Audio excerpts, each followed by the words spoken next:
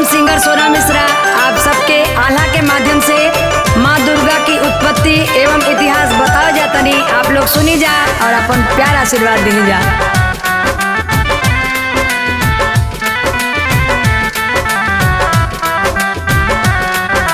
बल पौरुष वरदान को पाकर असुर जो करते अत्याचार, दहशत में जनमानस होता मच जाता है हाहाकार। तब सी योगी संत पुजारी सभी लोग होते लाचार, अधिपत्य असुरों का होता, अधिपत्य असुरों का होता, लड़कर जमा लेते अधिकार। देवों की असुरों के आगे एक न चलती जाते हार, जब जब धर्म की होती हानि महाशक्ति लेती अवतार, असुरों का राजा महिषासुर।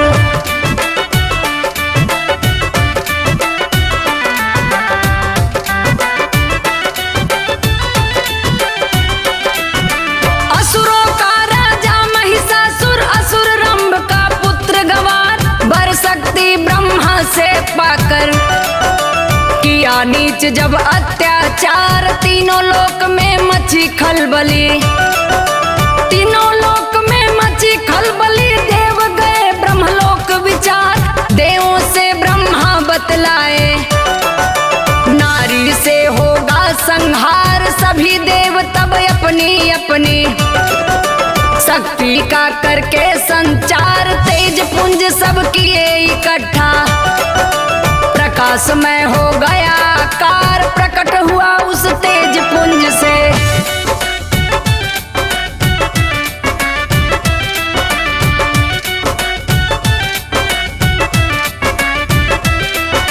प्रकट हुआ उस तेज पुंज से दिव्य शक्ति का रूप साकार, आदि शक्ति तेजोमयी माता शेर के ऊपर रही सवार। नख से सिख तक शोभा भारी, नख से सिख तक शोभा भारी, देवों के दिल खुशी अपार। अलग अलग देवों के द्वारा हुआ था अंगों का विस्तार, विष्णु जी दिए चक्र सुदर्शन, त्रिशूल दे दिए शिव त्रिपुरार, धनुष बाण दिए प्रभु राम जी, अग्निदेव तरकस दमदार, कोई भाला कोई खंजर।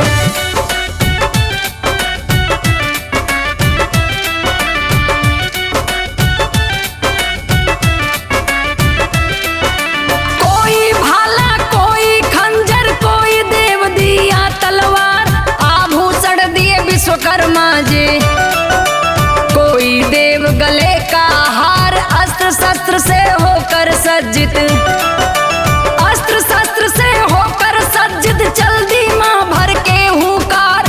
पहुंच गए जब समर भूमि में, दुश्मन को कर दी ललकार, सेना के संग डटा समर में महिषासुर लेकर हथियार। इधर अकेले मां जगदम्बा, उधर असुर थे अपरंपार, टूट पड़े माता के ऊपर।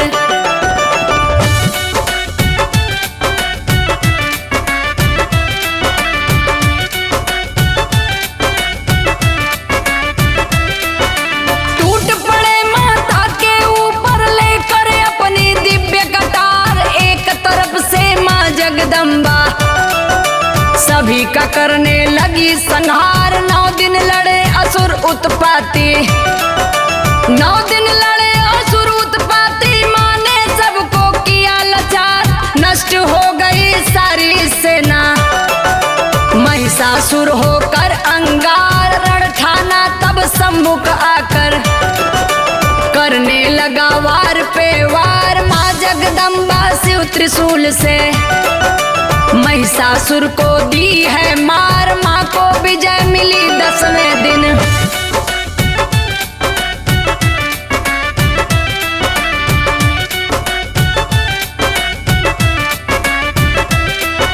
मां को विजय मिली 10वें दिन, तीनों लोक में जय जयकार, देवतागण सब किए स्तुति, भक्त जनों में खुशी सी अपार, तब से पूजा पर्व शुरू है, तब से पूजा पर्व शुरू है। माँ की महिमा अपरंपार, 9 दिन माँ दुर्गा की पूजा।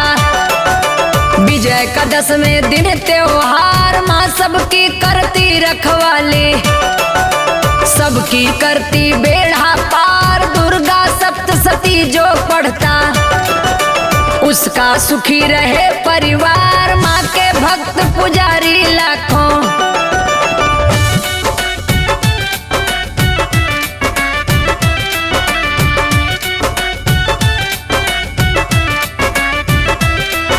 माँ के भक्त पुजारी लाखों। माँ का दिन है मंगलवार, दर्शन करते दास वियोगी।